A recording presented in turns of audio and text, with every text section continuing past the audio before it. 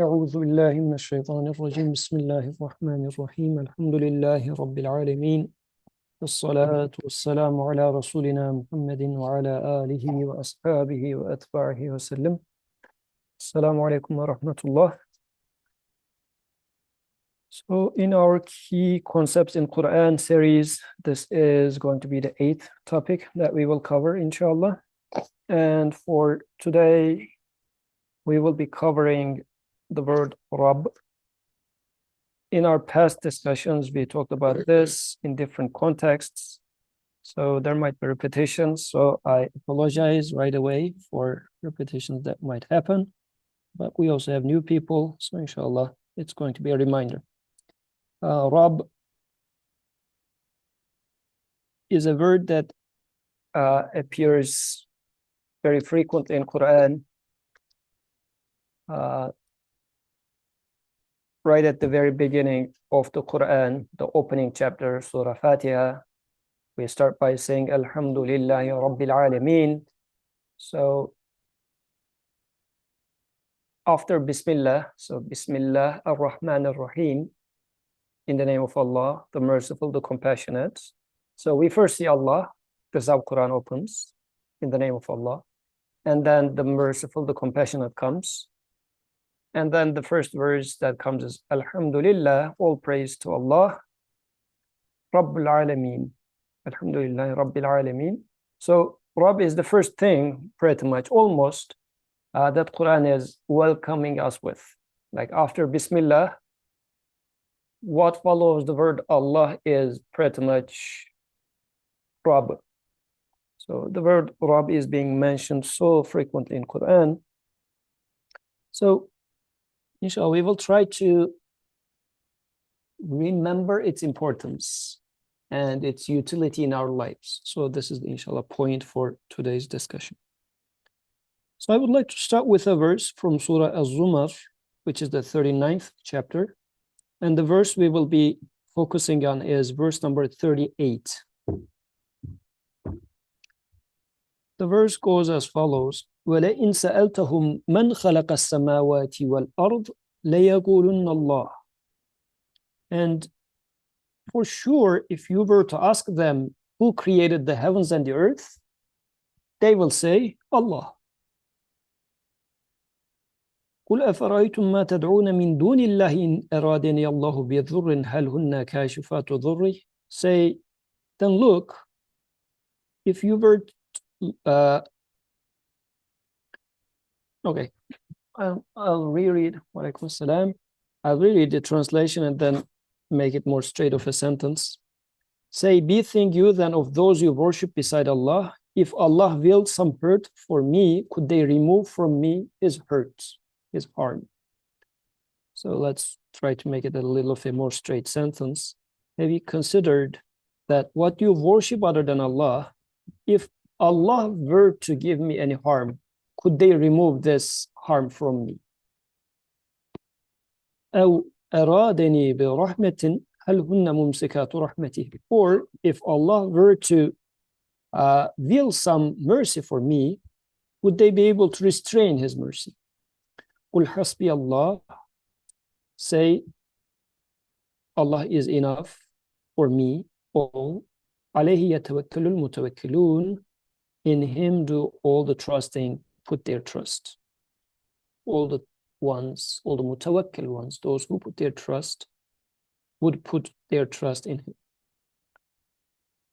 The main part that I would like to mention in this verse is, says, when you ask them, who is the Khaliq, the creator of heavens and the earth, they will surely say Allah. That's a very interesting thing. When it comes to getting to know Allah as a creator, it looks like people are in agreement on this, unless they are some maybe staunch atheist. There must be a super power who started these things. Initiator, big banger, however you would like to call it. Some big power is out there that must be creating this. So when it comes to the creator, more or less everybody is in this agreement. Do you agree with this first? With this statement first? What's your observation? Do you agree that when it comes to who creates heavens and earth, you will hear this answer? Because in the follow-up portion, it starts making a distinction.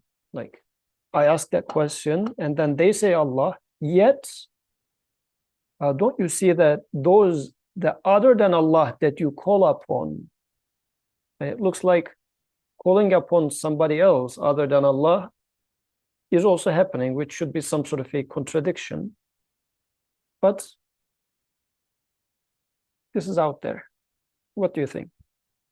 Allah as a creator or God as a creator? Is this a common thing that you observe out there? Any complaints, any objections?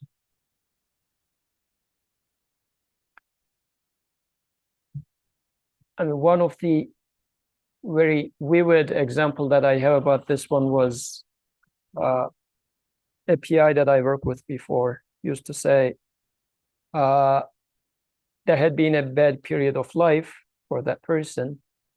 And at that point, that person became an atheist because she was super angry with God. So she was taking revenge by being an enemy of God or by denying God. But then eventually she said, well, I cannot deny. There must exist a superpower. So I guess she said this happened after 2 or 3 years, after the anger has passed. So she said, there must be something. That person, of course, in public would never say such a thing because it's so uncool to believe in God, especially in a scientific circle. But that was interesting to hear from a established scientist that in one such honest moment, she said this. So when it comes to God as creator, more or less people do believe in God as a creator, as an initiator.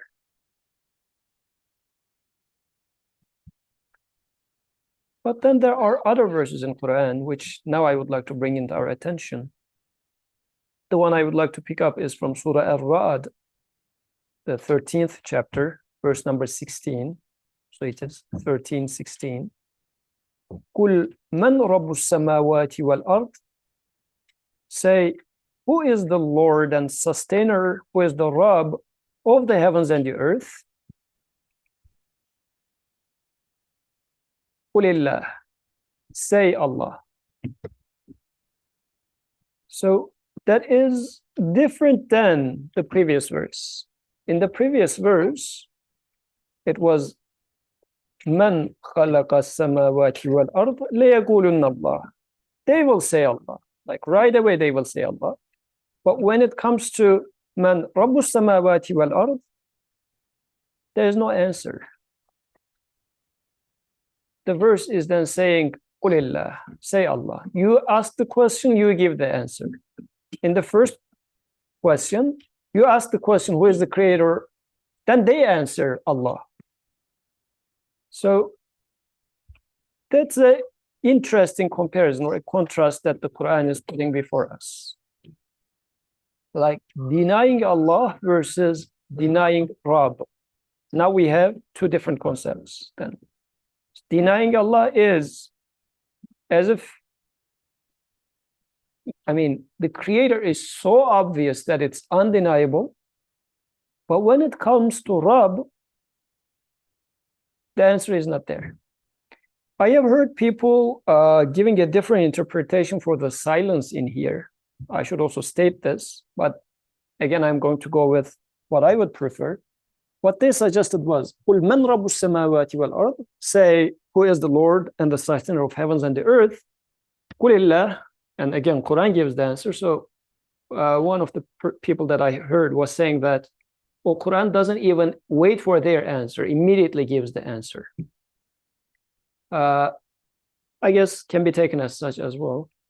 But It could also be silence, meaning that when it comes to answering this question, either I have wrong answers or I don't have an answer.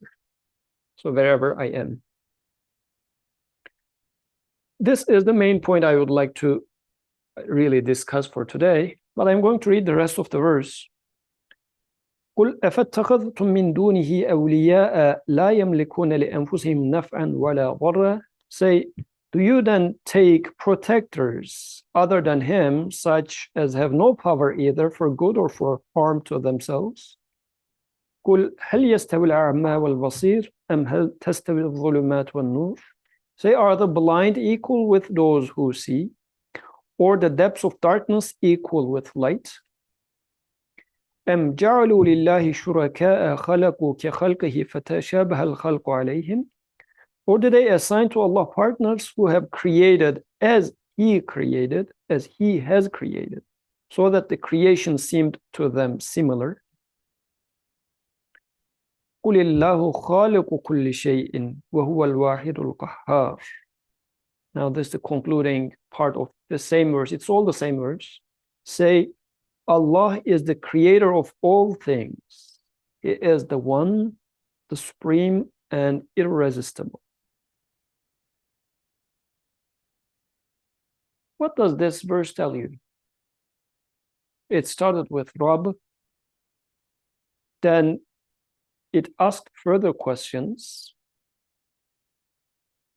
Do you take others beside Allah as protectors who has no benefit nor harm for themselves? Or is the blind and the one who can see are the same? Or the darkness and the light are the same? Or did you see any other one who is creating that you thought there's some sort of similarity? Then came the concluding sentence. قل الله خالق كل شيء وهو الواحد القهار. Say, Allah is the creator of all things. He is the one, the supreme and irresistible. Any opinion?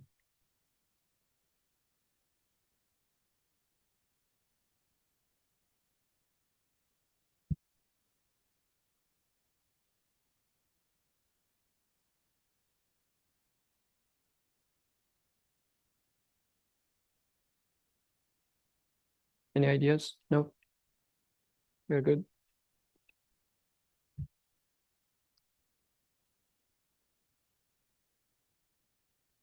So when it comes to questioning Rob, these examples are given to me because this must be telling something about Rob. Like the follow-up questions should be telling something about why he is the Rob then. Because when it comes to Khaliq, we said Khaliq is Allah.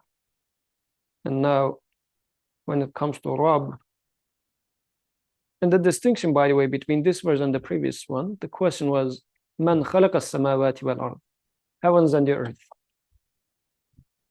So it's such a general phenomena, like who creates heavens and the earth. And when it comes to such big things, we tend to say, yeah, God creates everything. But do I see the same when, because the next part of the verse is saying that you are calling upon, or as protectors, you take protectors other than him. When it comes to my protection, is it also part of his creation? That detail I'm overlooking. So for instance, if we say, who maintains this, I don't know, house? Maryam is the one who takes care of the entire home. But then you can say, well, I'll take my hand from there and say that when it comes to dishwashing, yeah, I time to time help her with dishwashing. And also this and that. Then you would say, yeah, maybe. Right? So your initial statement was, Maryam takes care of everything in the house. But then I stood up and say, oh, I also feed the kids very occasionally. So when it comes to خلق السماوات والأرض, samawat and ard is so umbrella term, creator of the heavens and the earth. Yes, God does it. How about your protection? Oh, my boss is the one who gives me promotion. And if I struggle, I have a safety net, my family. Like if my boss fires me from work for at least 5-6 months of rent, I guess I can rely on my parents.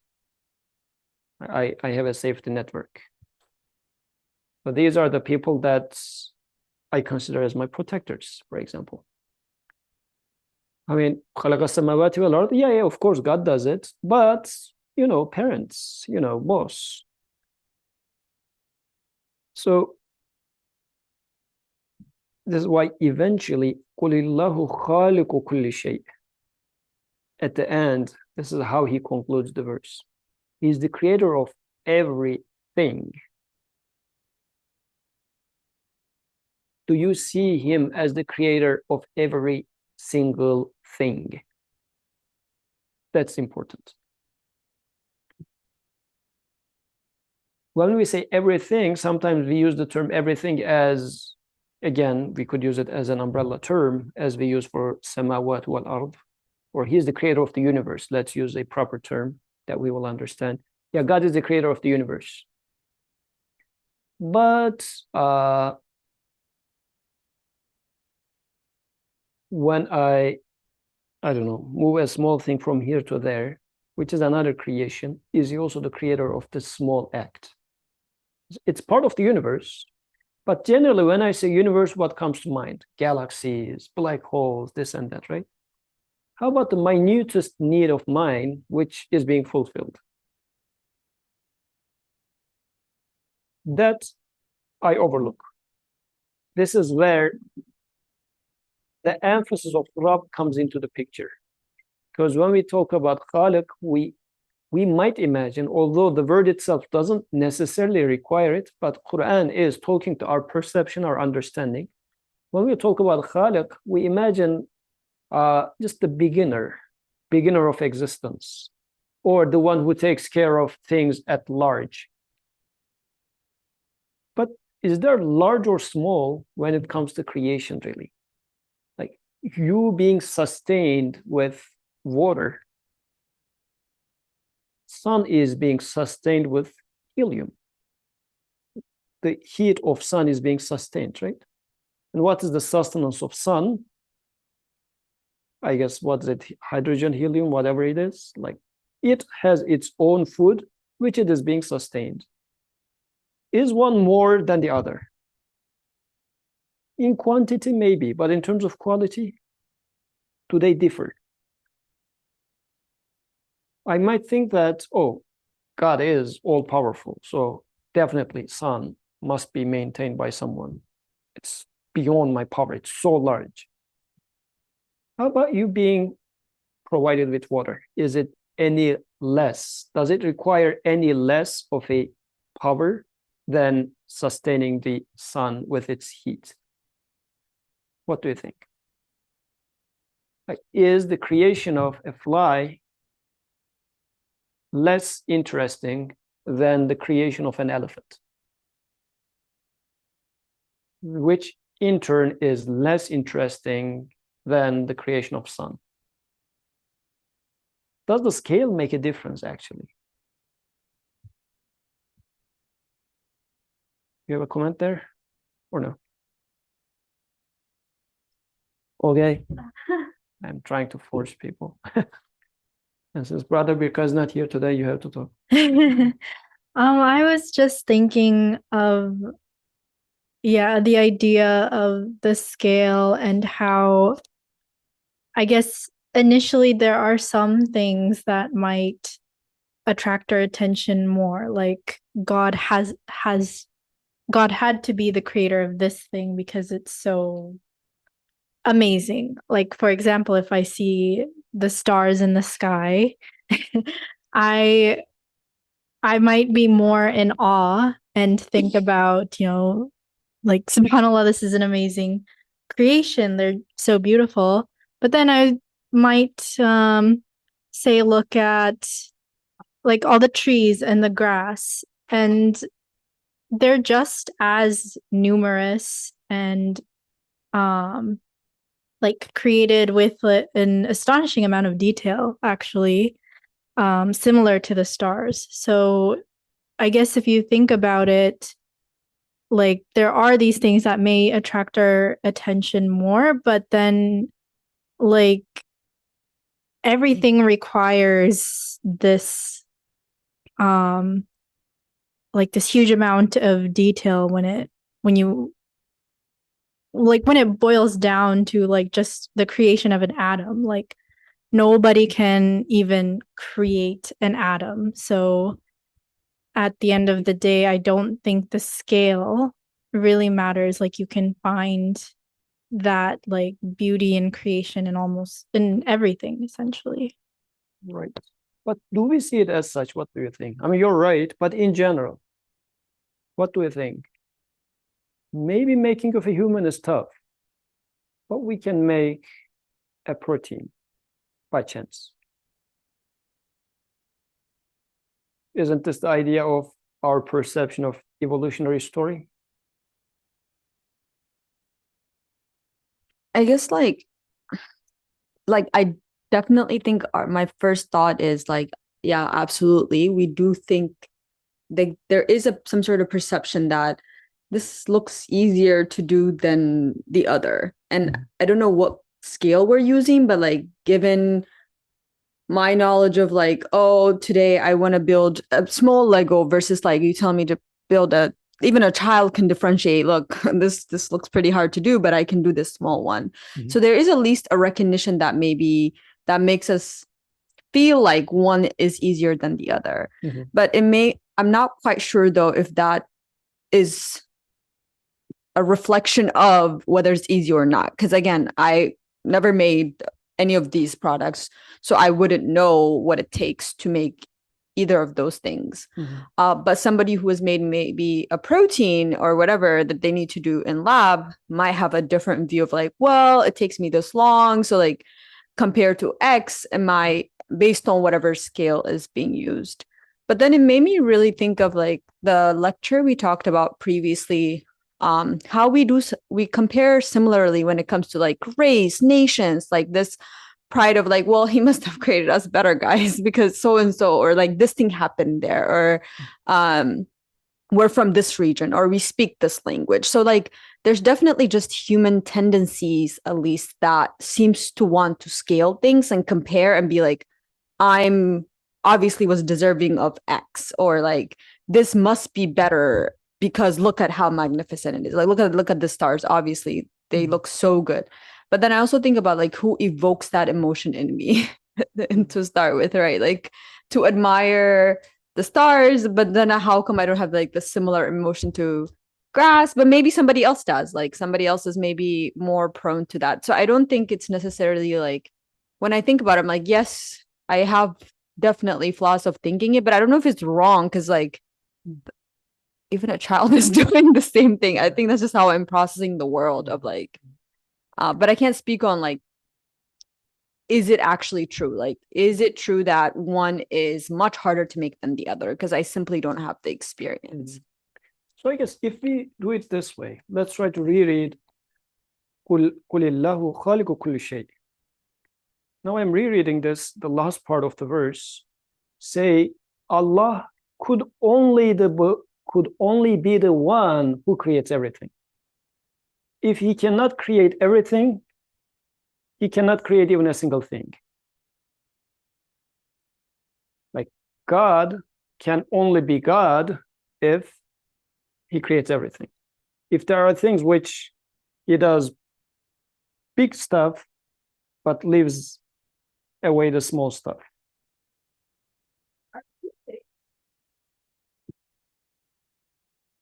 I guess maybe I misunderstood. Are we saying, like, is the question that do we think like Allah's making the stars, but not necessarily like the grass or whatever's, I guess, easy to make? My promotion.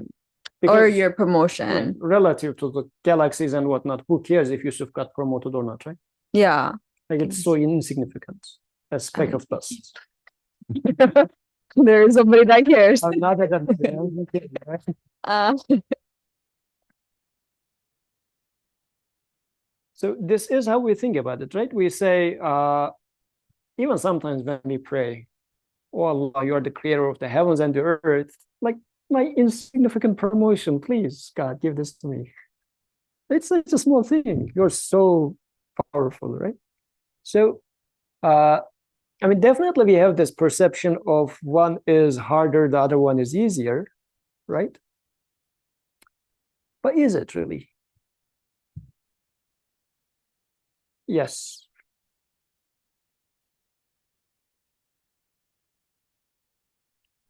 I guess we're thinking about the question in terms of our own capabilities, right? So, like with the example of the Lego, like for me to build a big Lego is much harder than to build a small Lego. So, for me as a human, there does appear to be this scale where if if I try to make something smaller, it seems to be easier than making something like much bigger. Like I could purify a protein in a lab, but then to think about, I don't know, cloning a human, for example, that seems like a much bigger task. But then for the one who is the creator of all things, it shouldn't, I guess for me intuitively, it shouldn't make a difference if, he is the one creating an atom versus an entire galaxy. Like that's Let's all. look at it from our perspective, though. Okay. Not top down, again, Okay. bottom up. Okay. Bottom up. So I guess our perception is something like this. I look at, let's say, again, this is not a perfect example, a masterpiece of art, since I'm not too good into art, but let's say Mona Lisa. Okay. Can I paint anything like Mona Lisa? No way.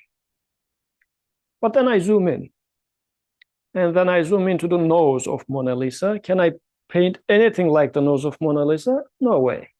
I zoom in further and I see a single pigment. And then I say that I can put that pigment.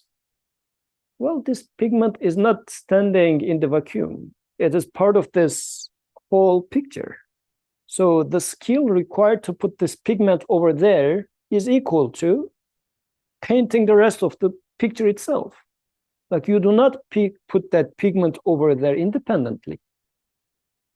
But this is what we are entertaining as the idea when it comes to existence. We say, yeah, maybe we cannot make a human all at once, but what is the building block of, or the pigment of human? And protein.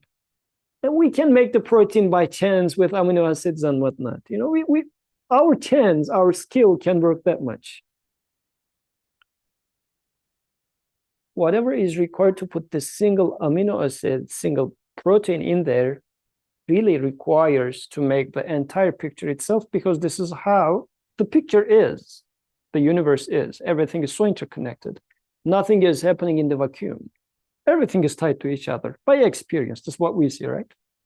So whomever is putting this pigment over there is putting the other pigment in the sun, because like amino acids and sunlight, are they related or not? They probably are. Probably, by probably, I mean the radiation from sun either corrupts it or makes it better or something. There's always this sort of interconnectedness in everything in this universe. This is how it is made.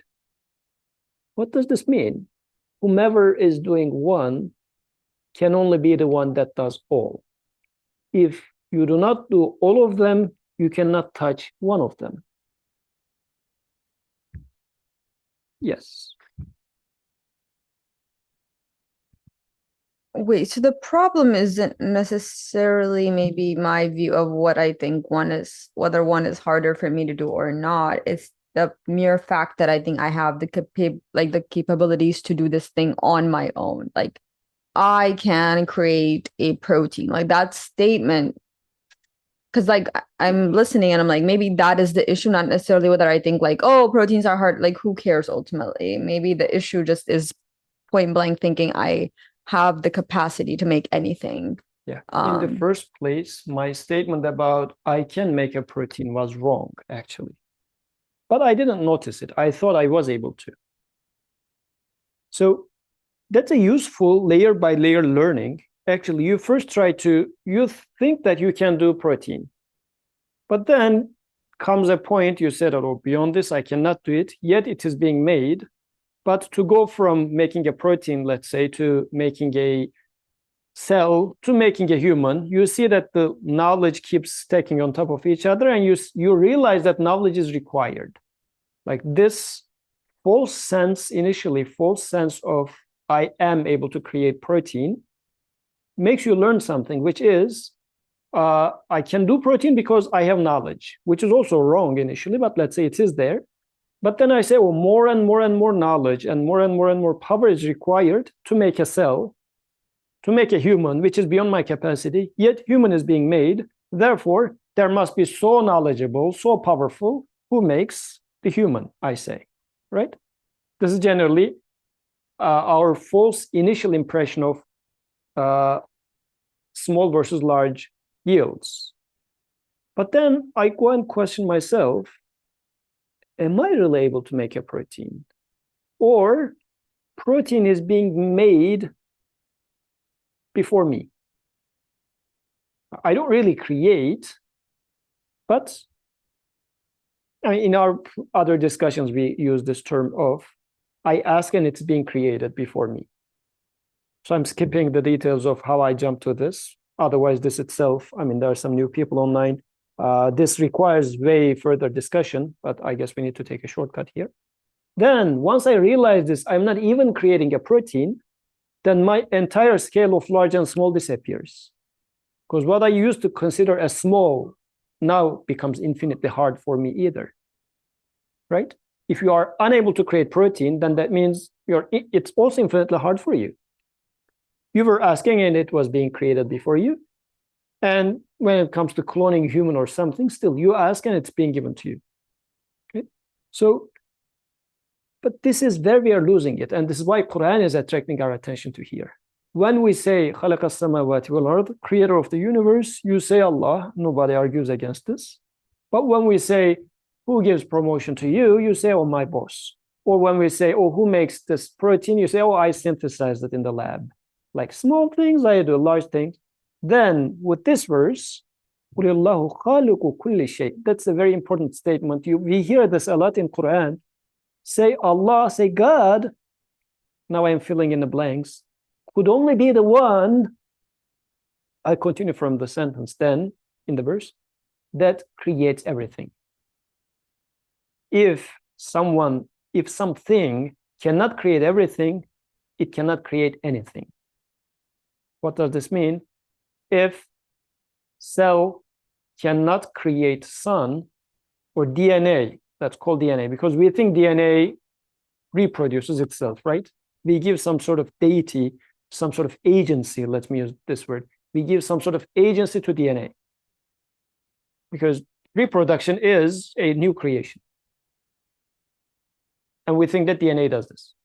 If DNA cannot create everything, including the sun and the moon and everything, then it cannot reproduce itself either. God can only be the one who creates everything. And this is being presented to me in the context of Rabb. Because this is where I do observe continuous sustainership. I don't know if we are starting to see the distinction between Khaliq and Rabb. Because in our perception, these are Like both of them are defining Allah or telling us something about Allah, telling us something about God. Khaliq, the creator, is something that tells us about who God is. Rabb, sustainer, provider, is another thing that tells us about the creator. I mean, it's going to be a horrible example, but again, just to make it a little bit understandable, when I say Maryam, she's a wise person, but she's also a merciful person. Like, I am getting to know Maryam with different aspects. Again, this is a horrible example, but just to give some idea. When it comes to when we say God, who is God? What is God? Khaliq, nobody argues about this. Everyone say, yeah, of course, God creates everything. But how about God creating the minutest things in my perception? Or then I say, oh, it is DNA, it is my boss, it is this and that. No, God can only be the one who creates every single thing. Or else they cannot create any single thing. This is what Rabb means. Rabb meaning God is the one who takes care of, maintains every minute single thing.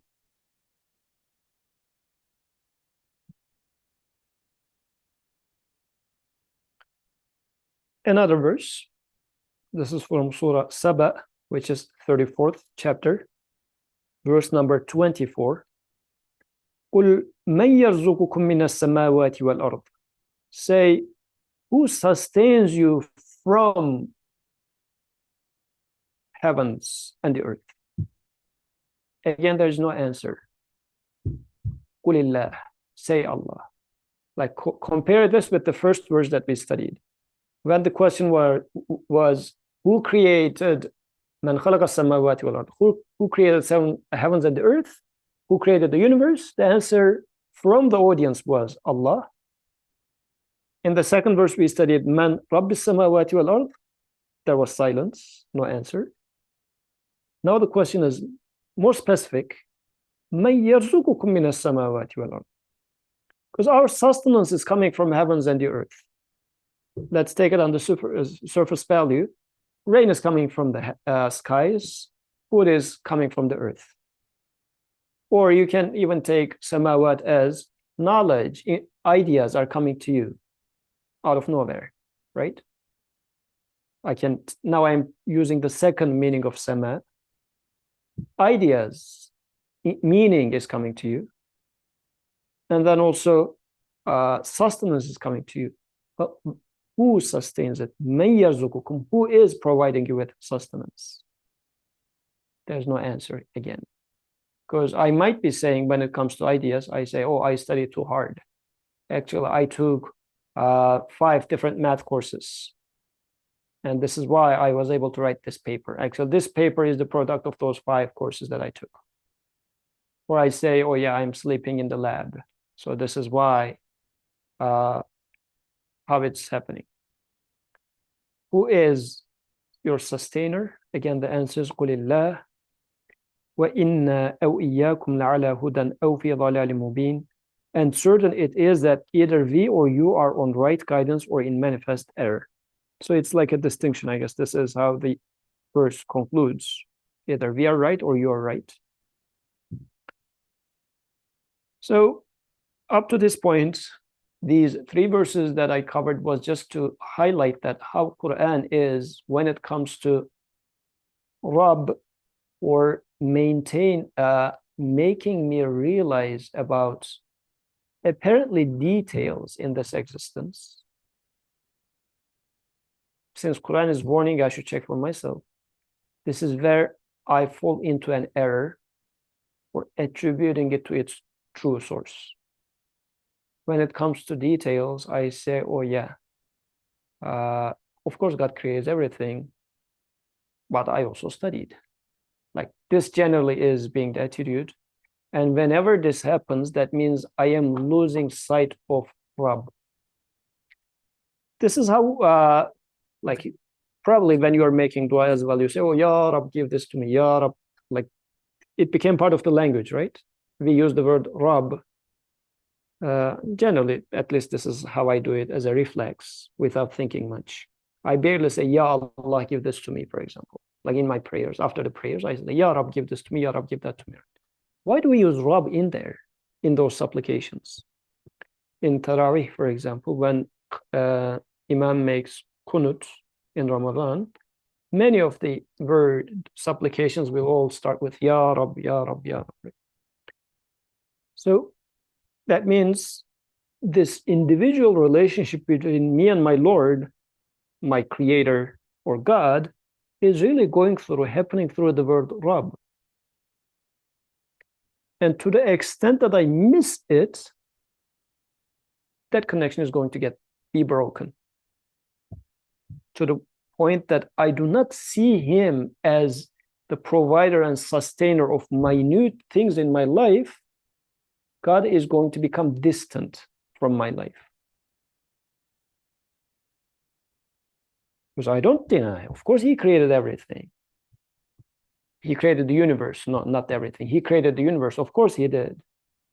But when it comes to details which matters in my life, like how often do you think about universe? How often do you think about the house that you're going to buy, right?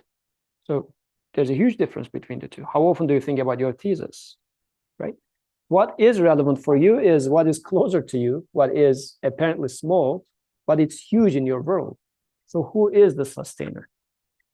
With this being said, in the remaining 15 minutes, inshallah, we will go to another set of verses. But before we go there, any comments from or any questions from you? Okay.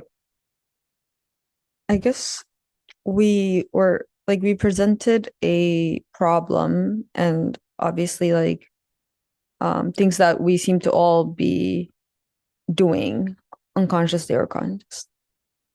I guess what's like the solution or like the suggestion to reduce at least this way of thinking? Okay, very good. Jazakallah khair for this very beautiful question, which we can use as a leverage for our next set of verses. This is from Surah Ash-Shu'ara. It's not Shura, but Shu'ara, which is 26th chapter. And the verses we will study are going to be from 70 all the way to 83, I believe. Let me go with the first 7 verses, which is going to give us some context. So I start from verse 70. This is about Ibrahim alayhi salam. إِذْ قَالَ لِأَبِيهِ وَقَوْمِهِ مَا تَعْبُدُونَ. When he said unto his father and his people, what do you worship? قَالُوا نَعْبُدُ أَسْنَامًا فَنَظَلُّ لَهَا عَاكِفِينَ. They said, we worship idols and are ever devoted unto them. So that archifin word in here is simply the same word with i'tikaf, like people staying in the masjid in Ramadan, day in, day out.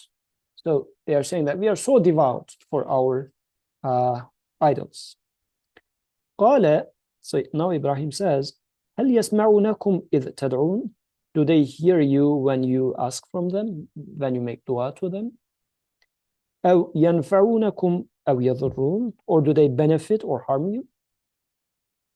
قالوا بل وجدنا آباءنا كذلك يفعلون. They said, no, but we found our fathers acting on this way. قال أفرأيتم ما كنتم تعبدون. He said, see now that which you worship. أنتم وآباؤكم الأقدمون, you and your forefathers. فإنهم عدو لي إلا رب العالمين. Indeed, they are an enemy unto me. Except إلا رب العالمين, except the Rabb of the worlds.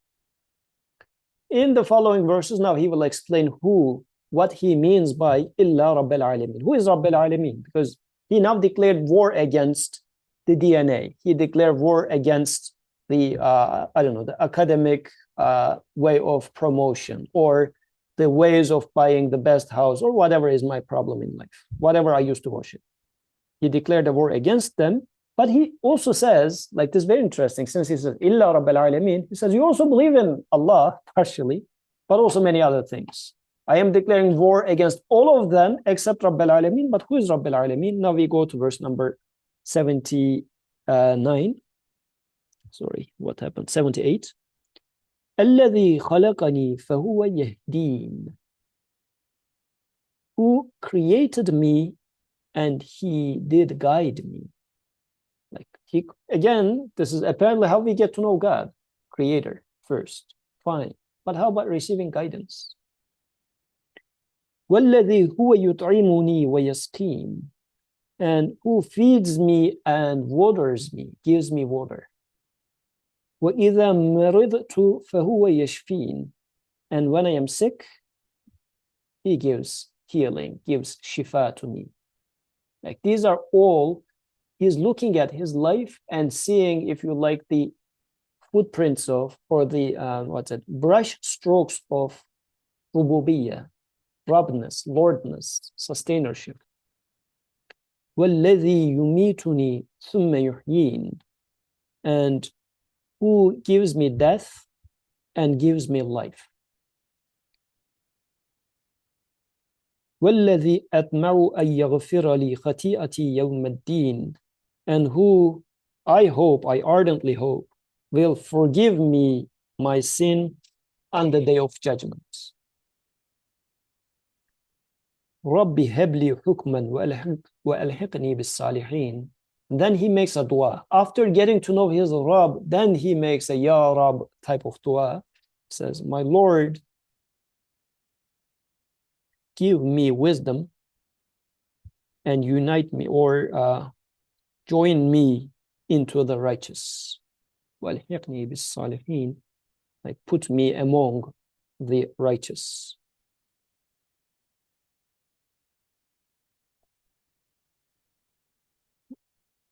That requires some practice, apparently. Like as you mentioned, we identified the problem, but how do I resolve the problem? So Ibrahim alayhi salam says, let me show you how to resolve the problem in your life.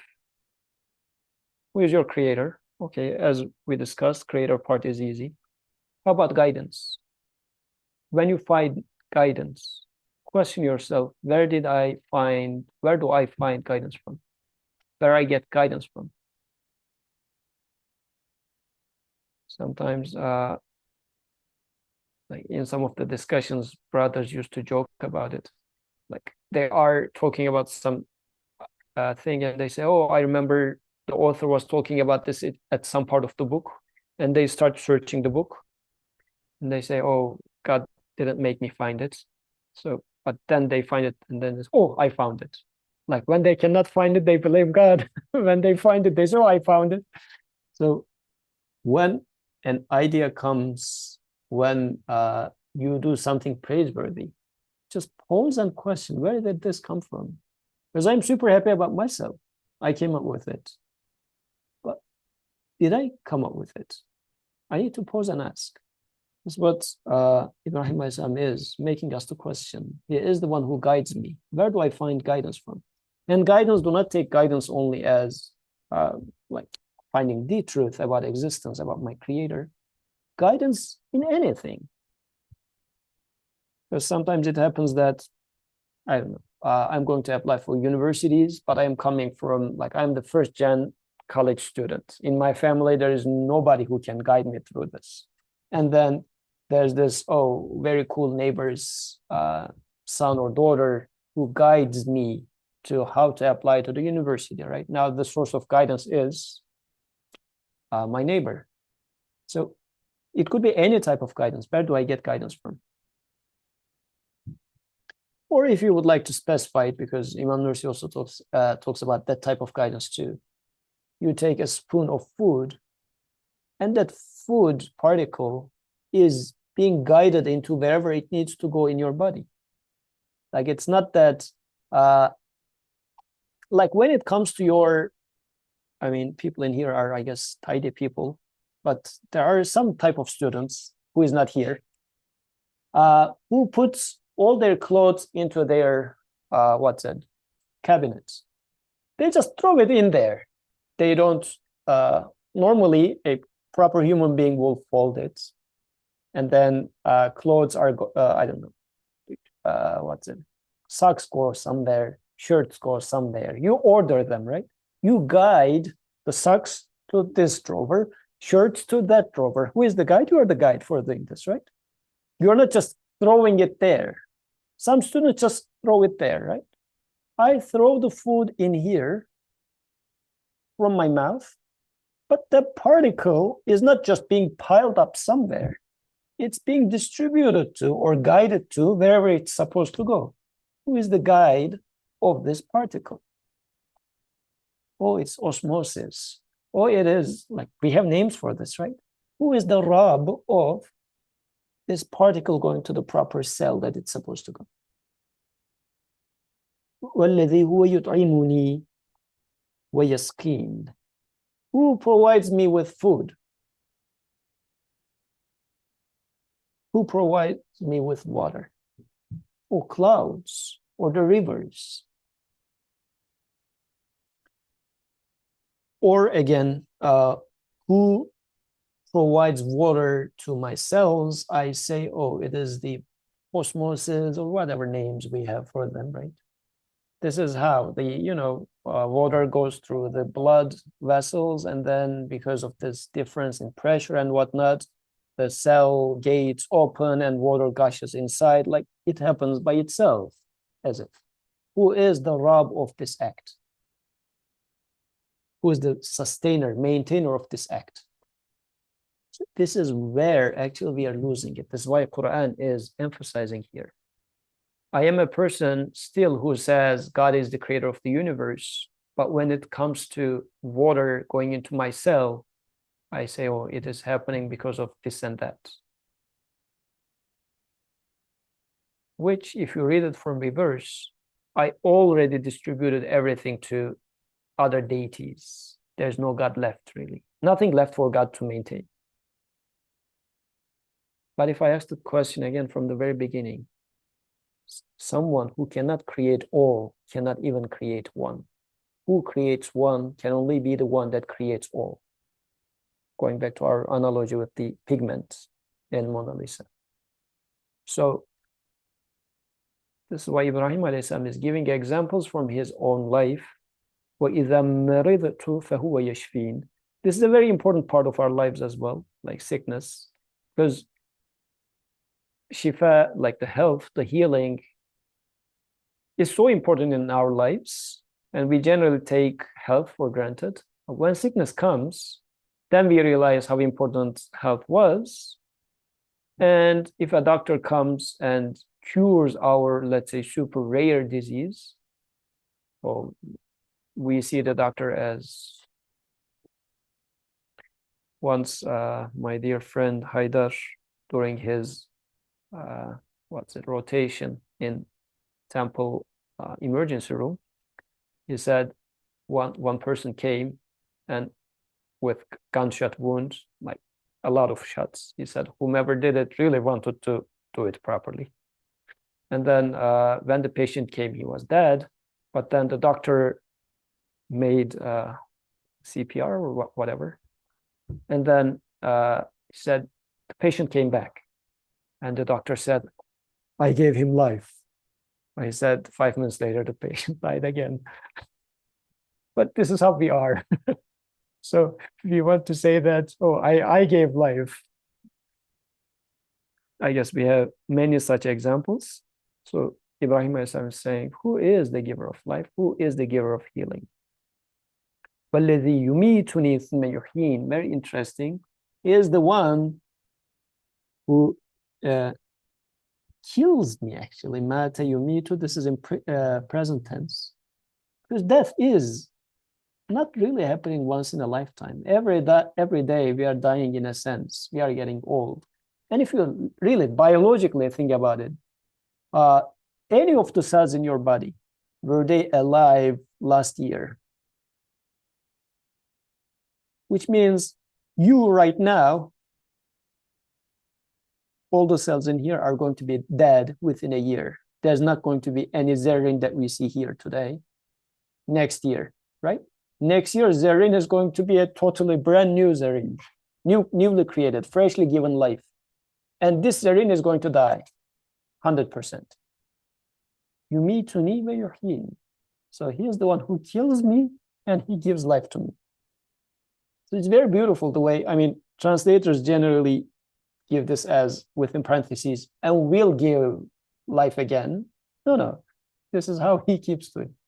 You had a comment, Sister Zareen, there? No? Okay. وَالَّذِي أَطْمَعُ أَن يَغْفِرَ لِي خَطِيئَتِي يَوْمَ الدِّينِ, and who I ardently hope will forgive me my sin on the day of judgment. رَبِّ هَبْ لِي حُكْمًا وَأَلْحِقْنِي بِالصَّالِحِينَ. My Lord, give me wisdom and put me among the righteous. So he is asking from such a Lord. So the word Rabb in here now is a intentionally used word, Rabb. It's not that, oh, I heard from my mom. This literally is the case for me, that whenever you ask something from God, use Rabb. Say Ya Rabb. But that word Rabb is just a synonym of Allah for me. Like not much difference. But now Ibrahim alayhi salam loaded what Rabb means. Then he asked from such a Rabb who is taking care of everything and everything and everything. He is asking for wisdom from such a God. That's why that word Rabb in here is very different than my everyday use of word Rabb. Any concluding remarks? Maybe practical suggestions. What do you think, Sister Dorothy? Does this give any practical roadmap or not much, or we need to think about? What do you think? I mean, I put you on the spot, but yeah, I mean, Sister Zareen can also help you.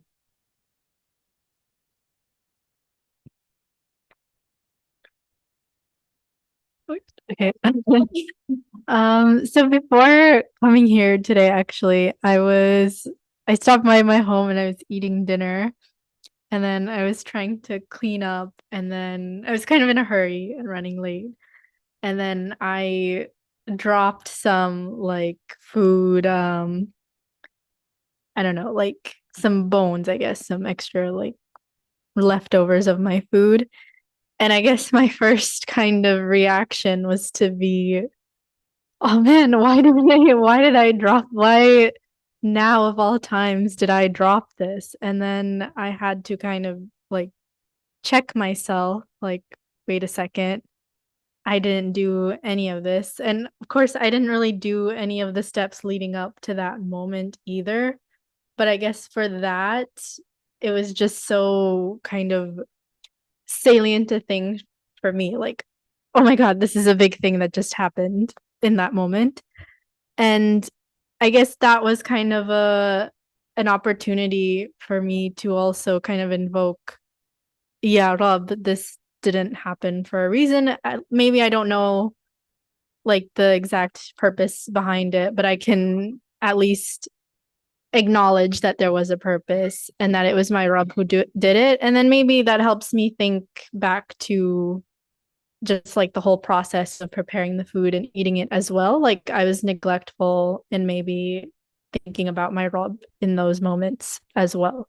So I guess that was kind of like something that was brought to mind, like practical things. I think when I feel like I'm messing something up, those are the times when I think about the term Rob more often, and that helps me to at least try to apply it in the times where maybe things are going smoothly for me. Actually, this might be a good example. Some old school professors, as old as Mariam's teacher, like who was a super traditional teacher, like Mariam keeps writing something, works on it for a week or so, and then he comes and just tears it apart. by saying, oh, you were rushing too much, for example. What is the point that he is trying to show? Making this properly requires extra effort in every wrinkle of the letter that you do, but you were trying to take some shortcuts, which could go with research as well. Like your professor who has done that experiment for, let's say, 20 times and aware of every small corner that you need to properly turn to make it work properly.